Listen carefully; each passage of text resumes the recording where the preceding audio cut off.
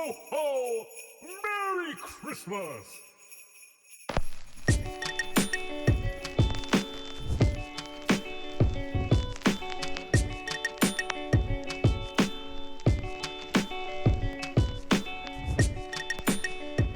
Hello, everyone, and welcome to the Malthaus Games podcast. My name is Delton. I'll be your host today, and with me, as usual, is my lovely wife and yellow player, Haley. How'd you know it was me? I can see you. But they can't see me. Dun dun. We are a podcast all about board games, tabletop games, role-playing games, things of that sort. And usually we like to review an adult beverage of some sort. But you know what?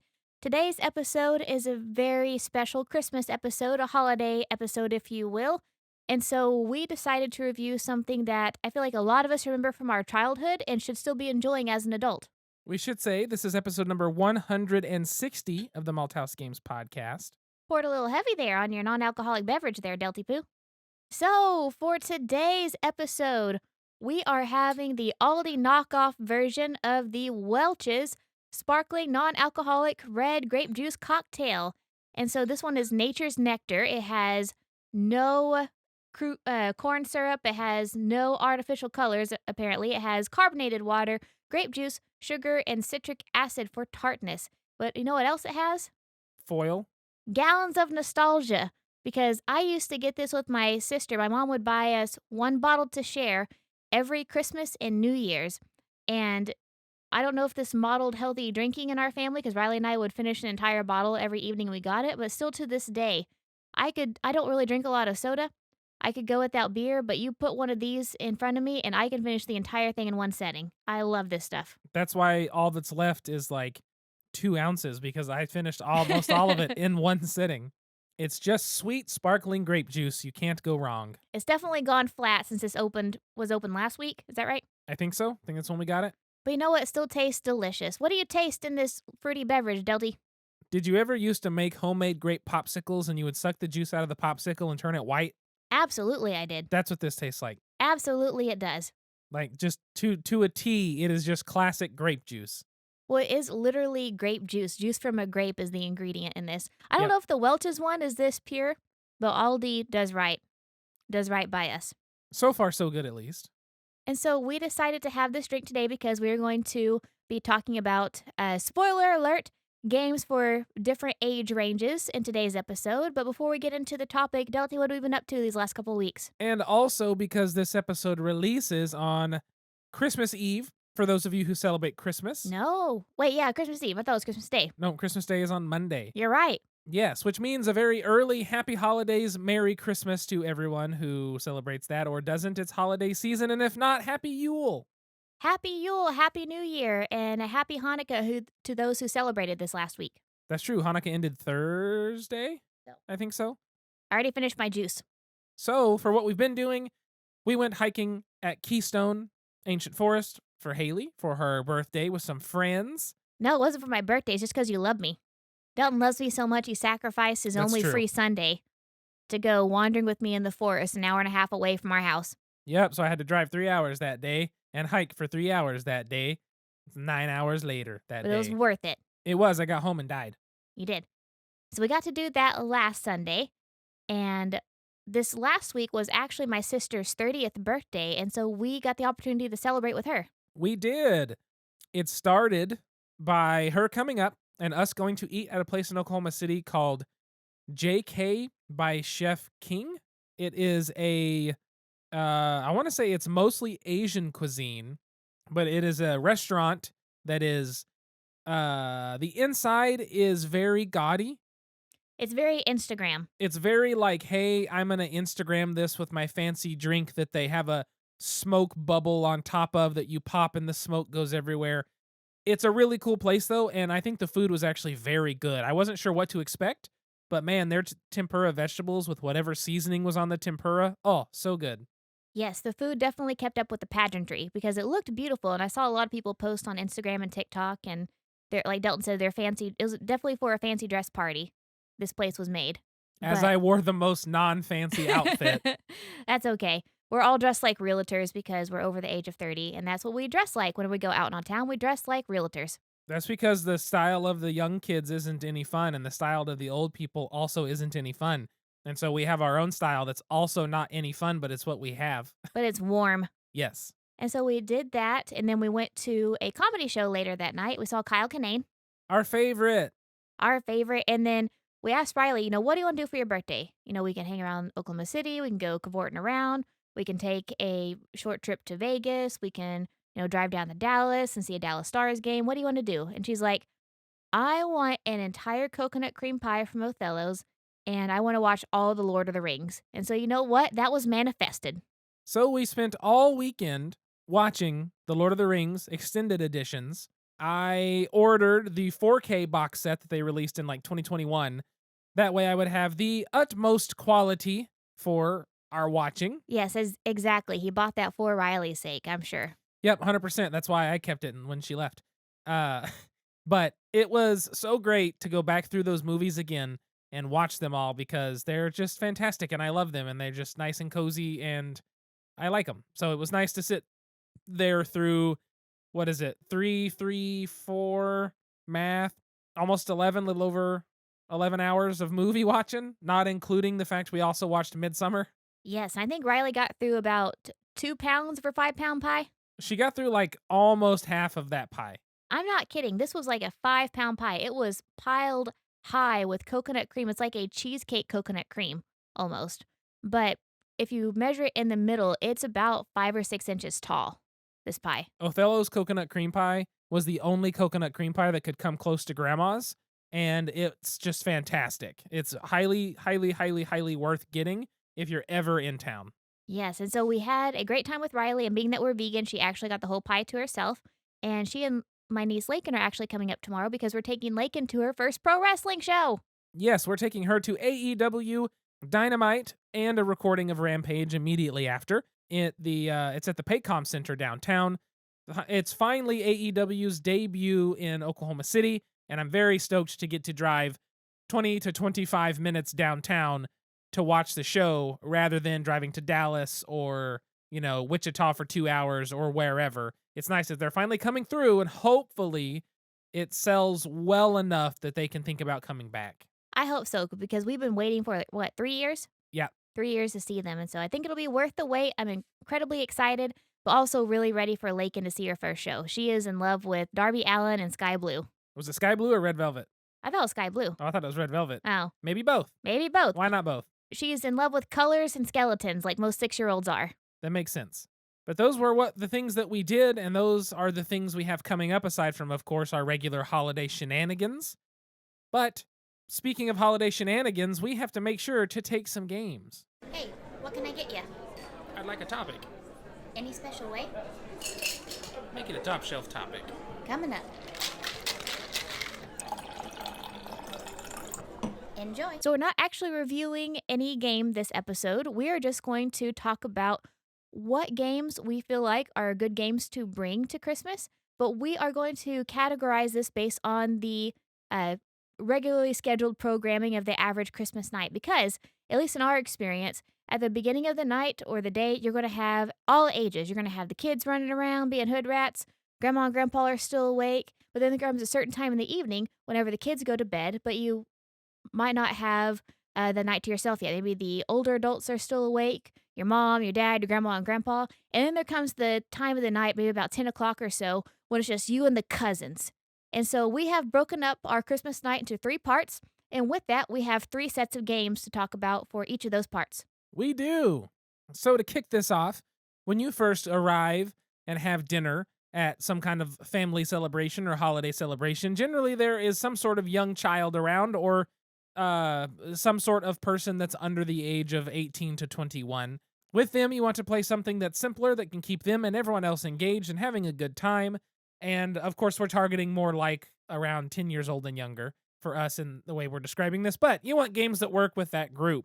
The first game on the list for when the kids are awake is Chicken versus Hotdog. And so this cannot be called the dildo game yet, not until after 10 o'clock. Correct. But this game is from Big Potato Games. I highly recommend you look it up if you have not heard of Chicken versus Hotdog. You take what is essentially, they look like 2 sex toys with suction cup bases, And you know how there's this thing that the kids do with a water bottle that's got a little water in it, and you have to flip it and make it land up on the table? You're doing that with these suction cup based dildos. You've got cards where you basically say, I'm going to bid to try to do this trick and beat you to it and stuff like that. And you're flipping them, and it's just ridiculously fun. I just want to say, it is not actually a dildo game. Correct. You can play this around children. Correct. It is made for children all the way up to adults. It is a big potato game. Yes. Therefore, it is family friendly. Correct. Just if you're a certain age, then I feel like you're going to look at this and you're like, I know what that looks like. It makes it a lot funnier for adults. Like, a kid is just going to find it fun and funny. An adult is going to find it fun and funny and also funny. You know what I mean? Especially for you, because the last time we played this game, you got a hickey on your forehead. We didn't even play it. We just played with the things, sticking them to the desk, and then I stuck one on my forehead and took pictures. You and Alan were playing with your things, sticking them on the desk. Yeah, our hot dog and our chicken.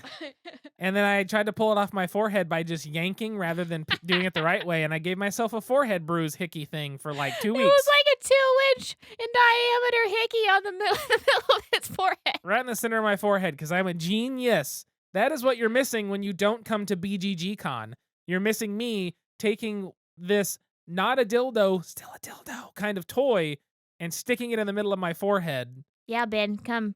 Come on, Ben. Come hang out. You know you want to be part of this. But anyway, no, for real, though, Chicken vs. Hot Dog is hilarious. It looks goofy, and at a certain age, you're going to go, did they mean to do this? Yes, they did. Because they did. It's hilarious, and it's actually more difficult than you think, and it's just fun, and everybody will just be having a good time. Yeah, I think this is one of those games that the kids are going to win because, again, like Delt said, the kids are into this water bottle flipping. I am not. I am a millennial and older. You're going to suck at this game, but you're going to have a lot of fun. Yeah. The other game we put on here, which we've talked about, I think, in the past, is Happy Salmon. Do you want to stand around in a circle shouting things at other people for about a minute and a half? Then play Happy Salmon, because it's worth it, and it's so much fun every time. And all the kids will love it. Yes, kids will love it. Adults will get it. Happy Salmon, if you don't know, you have some cards in your hand. You look at your card, and if it says high five, you have to say high five, and hold your hand up and say high five, high five. If somebody else has the high five, they will also be saying high five, high five. Then you will high five, and you can get rid of that card and move to the next one, which could be Fish Bump, which is like a fist bump, Happy Salmon, and Switch Places, I think. Yep, Switch Places. And you just do that and try to run out of cards faster than everyone else. It's so much fun. It goes by super quickly. There's a variation where there's no speaking involved. Again, highly recommend.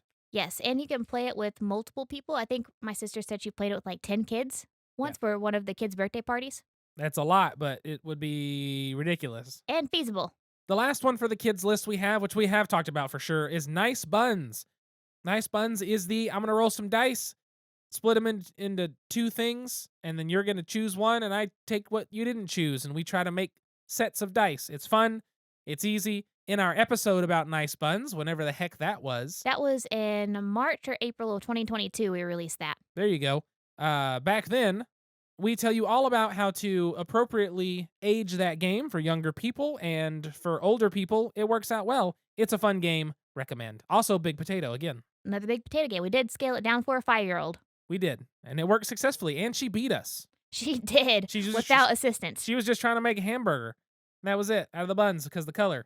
And so now it's about 8:30, 9 o'clock at night. The kids are being told to go to bed or else Santa won't come to visit. But you know what? Grandma, Grandpa, your mom and dad, your drunk great aunt are still hanging around, and they are down to play some games. So with this crew, you still want things probably that are a little bit simpler. You want stuff that will engage them, but you need something maybe slightly less goofy than Chicken vs. Hot Dog. And you might also want to play off nostalgia. That's true. So the first one on the list here we have is Strike. We've talked about Strike. You got a dice in the center. You throw a dice at it. It has to hit it. If they match, you pull them out. You keep your matches. If it doesn't match, you can go again or pass. And you do that until only one person has dice left over. It's always fun. It's always fast. It's never a bad game. I will play this game forever. Always fun, always fast. We're playing Chicken vs. Hot Dog? Hey. The second game on this list is where Haley brought her nostalgia in at the BGG Con online flea market. Well, what the heck did they call it? I think it was the Yeah, online flea market. Not the bazaar. Not the bazaar. It was the flea market. It wasn't called online, but whatever. Anyway, Virtual. Thank you. Virtual flea market for BGG Con. I picked up Gremlins Holiday Havoc. Is this a good game? No. Is it fun? Yes. Is it Gremlins? Yes, which means it's a great game. It is essentially Gremlin themed because why not? It's Gremlins. Gremlins takes place during Christmas, which I never think about ever. So Amazon has it listed under Christmas. Yeah. And then I think it was Hulu that had it listed under Halloween. Yeah, it's pretty funny. Why not both? It's just like Nightmare Before Christmas. I guess so. But basically, this game is you are going to play a card from your deck fast in front of you. And if it's yellow, boom, it's yellow. You look around the table. Has anybody else got a yellow in front of them? If no, the next player gets to play a card down. You do that in a circle. If any time, let's say you still have that yellow and the player after you plays a yellow, you both or anybody has to slap that yellow card, and whoever slaps it gets to take the cards from underneath it. And you are trying to have the most cards, or at least not trying to run out of cards. So at the end of the game, you either want to have the most or you want to be the last remaining. That's basically the game with some other small rules with little special cards. But it's a game where you're playing quickly and you're slapping stuff, and it's just fun, and Gremlins are awesome, so it works. Absolutely. The last game we have on this one is Bag of Chips. Bag of Chips is one I picked up for Haley that we were shown by Nick and Jennifer up in Portland. And Bag of Chips is a game where you get some cards, and then some chips come out, and you decide, am I going to be able to achieve this goal of having 6 blue but no purple kind of thing? I don't think there's blue chips in that game, but that's the idea. Is at the end of this, is there going to be an equal number of orange and yellow? And you are going to just play out kind of that press your luck sort of style. It's super simple, it's easy, and we find it to be a great travel game. Absolutely. And it's also inconsequential, too, because the scoring is so ridiculous. Yes, it is. Some of the cards will give you 0. Some of them are instant wins. Some of them give you 100 points. And so if grandma doesn't get it automatically, or your aunt is 3 alcoholic sparkling wines deep into the game, then it's going to be okay if they don't get it, because they might still win, 1, because there's a lot of luck involved, and 2, if they don't win, then it doesn't really matter because rounds are really short. Yeah, so it is just okay completely if any of that happens, because it's a fun game. And last, it's about 9:30, 10 o'clock. Grandma's gone to bed. Your aunt's been put to bed. Your mom and dad have driven home. You're sitting around the table with your spouse and 5 to 8 of your coolest cousins. You all are going to stay up for a couple more hours because the night is young and so are you. What are you going to play, Delty Poo? First on this list is one that we love and have talked about, Left-Right Dilemma. You can ask serious questions and get funny answers, or ask funny questions and get serious answers. That's what Left-Right Dilemma is about. Would you rather have to spend an eternity with Yoda or Darth Vader? And those are the kind of questions. Would you rather pee behind a bush or in a urinal with no stall walls? I don't remember some of the questions. So I think a couple of them were like, would you rather listen to an eternity of Lady Gaga or an eternity of Skrillex or something like that? Yeah. So it's like inconsequential. They're fun. You might learn some things about your family. You could also throw out some cards too if you don't feel like they're family appropriate. But It's a really fun game to play with the cousins. This is another one that we have covered on the podcast. If you want to hear more, we actually really highly recommend this because you can cultivate the cards, take out the ones that are inappropriate or more adult, and make this a absolutely family-friendly, child-friendly game. I don't remember when this was, but we have done it. I think it's in our BGGCon 2022 episode. Yes, I think so. Whenever we played it with Danny and Alan and Isaac. Yes. So the second one on the list is by far of all of these the most serious board game of them all. However, it's a fantastic game that I highly recommend, and it is Soda Smugglers from Bitewing Games, designed by Reiner Knizia. Now, I know I've mentioned this one on the podcast a couple of times, but Dalton, how do you play? I got to pick this up at the bazaar very happily about it with the really nice soda cap pieces, but the way the game plays is if you've played Sheriff of Nottingham or any game like that, this is kind of along the same lines. You are trying to smuggle sodas across the border. You have cards handed to you. One of them is going to be a bribe to the Border Patrol officers. The other 2 are going to be what you're actually taking in your suitcase. You're going to play that out. Everyone reveals their bribes. Whoever is playing the border guard at that time can choose to accept a bribe, to investigate a suitcase, and to arrest somebody, depending on the number of players. That changes how many of each of those things they get to do. And then you're going to get points based on what you smuggled, if your bribe was accepted, if they took a bribe. Everybody gets points based on different things, and you continue. The game is always fun. You can't play the same style the whole time. You can't just tell the truth. You can't just lie, because you're going to be dealt a hand of cards that is going to dictate sometimes what you've got. And there's moments where you get a hand of cards where it's all one soda, which means you really don't have a choice but to tell the truth almost completely. Or sometimes you'll get 3 soda cards for your whole hand, which means you're going to have a big bribe and you're trying to take a lot of soda across the border. It's very fun, it's very good, and it's not too long of a game at all, maybe 20 minutes with 4 or 5 people. Highly recommend that if you enjoy that style of, trying to kind of bribe or sneak things through to get more points rather than playing conservatively to get minimum points. You can also see which family members are on your side, because every time I play this with Delton, he tries to arrest me. Yeah. He does not trust me as far as he can throw me. No. And the last game of the episode, the last game that you might break out after all the kids have gone to bed, after Grandma and Grandpa have gone to bed. What's the last game, Delty? Chicken versus hot dog. Again, this is appropriate for the kids as well as the adults, but how might it differ, Delt? It's whenever you can play it with the speed and ferocity that several drunken 21 to 35-year-olds can play it with, I think that's where this game will shine. Absolutely. And also, probably no phones allowed. Well, no, it won't get that crazy. Well, I guess it depends on which cousins are at the table. It depends on if Delton's gonna get a hold of the hot dog and put it on his forehead again. Yeah, then no photos of the forehead hot dog, please. Only one Frankenfurter on this forehead, and no photos of it. I don't know. His name's Frank Infurter, I think, or something like that. I forget the hot dog. I forget the chicken's name. Cock-a-doodle-doo. Nah, it says in the booklet. I can't remember. But Chicken vs. Hot Dog, it's just a great game to take home to the families because it's so goofy and fun. Chump the chicken. Chump the chicken, and is it Frank Infurter or Frank Furter? I can't read that far. Okay. I think it's Frank Furter. That works for me. His name is Frank. If it's not, now it is. Yes.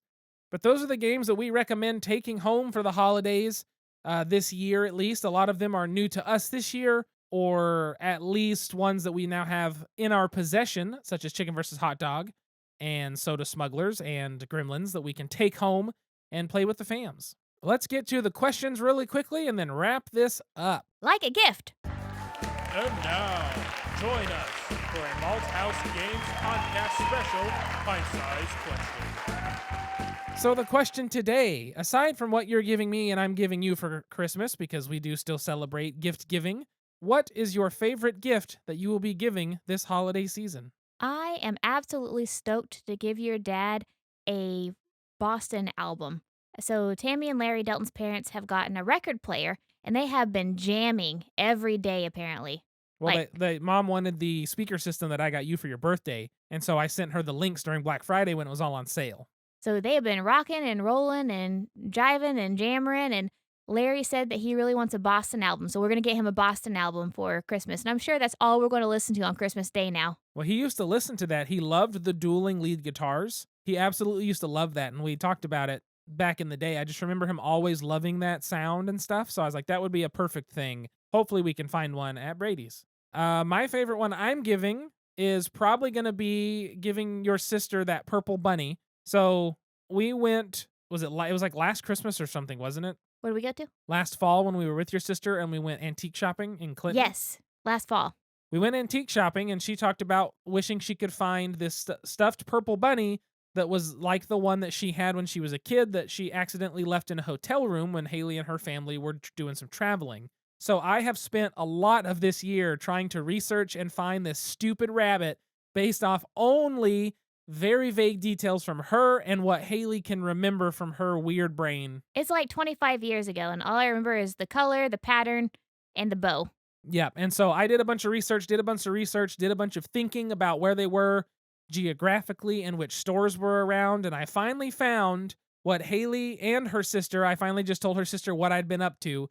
I finally found what they are both 99% sure is the bunny from Kmart from like the late 80s in Kmart. Yes. And so I was able to order one on eBay, and it's now in the guest room as an early Christmas present tomorrow. Anxiously awaiting Riley to come over, and I am really excited for her to see it too. Like I said, I know that it was, we kind of told Riley about it because Delton found the bunny, and I was like, I am 99% certain that is it. But before we dropped $40 on a 40-year-old rabbit, we wanted to make sure it was the right one. And Riley started to tear up a bit. She says, I think that's it. And now that we've got it in, it's funny because the last time I remember seeing that rabbit, I was like 7 years old. And so it was like, huge? it was huge. And now I'm looking at like, oh, that's small. And then it kind of hit me how long ago that was. But I think Delt did a great job. And he's very, very kind and has a lot of patience. And so I think that's going to be the best gift we've given this year. As long as she cries, because that's always fun. Yes. Because your sister has only ever cried from one gift from me and one gift from you and one time when I told her a nice thing. Yes. And that's pretty much it. So anytime we can get her to cry from happiness, that's always a win in our book. But I think that's going to wrap up the episode so far. I'm sure we'll be revealing a few of the gifts we gave each other because I have some for Haley that I'm excited to give her. Ditto. Haley did give me one early already. I gave you 3 early already. Well, I gave you some early too. But she got me the Lego Viking Village I've been wanting, so I'm very excited to build that. So that's going to be Delty's project, I think, after the holidays, is sit there and build his little Viking village. Yeah, I've heard it's a fun build, so I'm excited for that. But before we get on out of here, I want to give a thank you to our amazing Patreon patrons, Alan, Jennifer, and Cliff. Thank you so much for backing at a level in which you get shouted out on the podcast. If you would like to be like them or any of our other amazing patrons, head to patreon.com/malthausgames.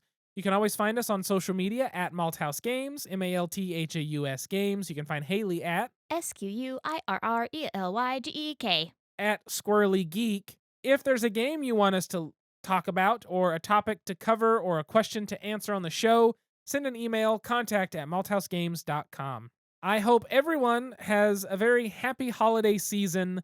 For us, it will be celebrating Christmas with the family, and we will be just getting to visit and hang out, and I'm very looking forward to having a 3-day weekend into another 3-day weekend, 2 days away, or 2 weeks away from a 3-day weekend, because I feel like I need a break of like a month to do all the stuff I want to do and hobbies and play with all my presents. Yes, so Delton's going to have a lot of fun playtime whenever he gets home from Christmas. Yeah, I'm excited for it. But yes, hopefully everybody has a great time enjoying the holidays. We will be seeing you in the new year. Our first episode will be, I believe, on the 1st? 31st? No, not the 30th. No, not 31st. This comes out December 24th. It'll be the 7th. The 7th. January 7th.